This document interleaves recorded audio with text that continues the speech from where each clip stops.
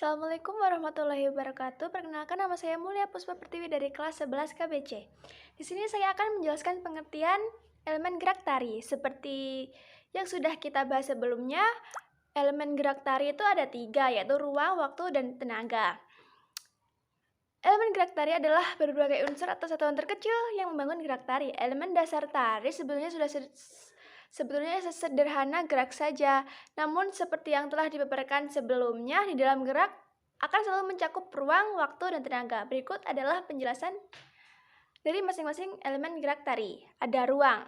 Dalam gerak tari terdapat 2 jenis ruang, yaitu ruang pribadi dan ruang umum. Jika kita melakukan gerakan di tempat tanpa berdiri, berarti kita sedang melakukan gerak di ruang pribadi. Sementara jika kita bergerak berpindah tempat, maka kita sedang melakukan gerak di ruang umum. Gerak di dalam ruang dapat dilakukan sendiri, berpasangan, maupun berkelompok. Selanjutnya ada waktu. Setiap gerak tari selalu menggunakan waktu, baik gerak estetis maupun gerak fungsional. Gerak estetis adalah gerak yang menampilkan suatu keindahan, sedangkan gerak fungsional contohnya adalah gerak berjalan dari belakang panggung menuju ke depan panggung, dan ketika kita berjalan tersebut selalu membutuhkan waktu. Jikalau jarak kita berjalan dari belakang ke depan itu sedikit, maka membutuhkan waktu yang sedikit.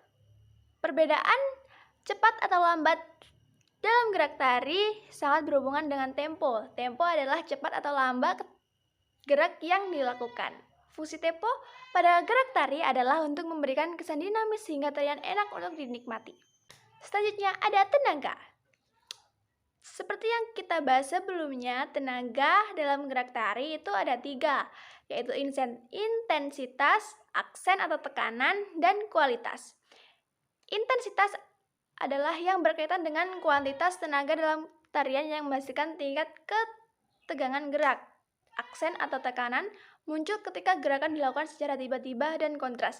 Kualitas berkaitan dengan cara penggunaan atau penyaluran tenaga.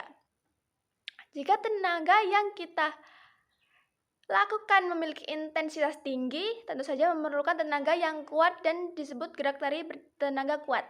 Sebaliknya, jika gerak dengan intensitas rendah memerlukan tenaga yang lemah atau sedikit dan disebut gerak tari bertenaga lemah. Pengolahan ruang, waktu, dan tenaga sesuai iringan. Selanjutnya, kita juga harus mampu melakukan pengolahan ruang, waktu, dan tenaga sesuai iringan dengan baik, seperti tari tunggal, tari berpasangan, dan tari berkelompok.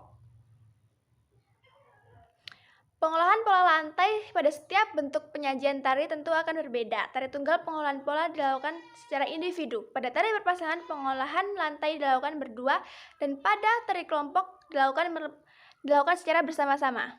Berlatih meragakan gerak tari.